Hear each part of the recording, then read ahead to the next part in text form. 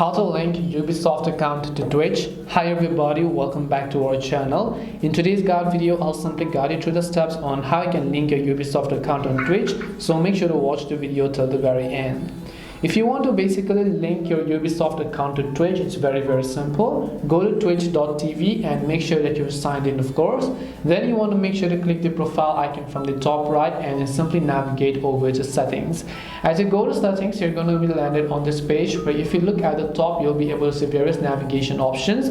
Go to the one that says connections, scroll down and look for the Ubisoft section in this case. Once you go to Ubisoft, click the connect button on the right hand side. As you've done that, it'll ask you to log into your Ubisoft account. So after you go ahead and confirm all of the necessary details required for the login process, your Ubisoft account will get successfully linked to your Twitch account. That's all it takes to link your Ubisoft to Twitch. Hope this video was very helpful. If you have any questions, then feel free to leave them down below. Thank you very much for watching till the very end of the tutorial, and see you soon in our next video.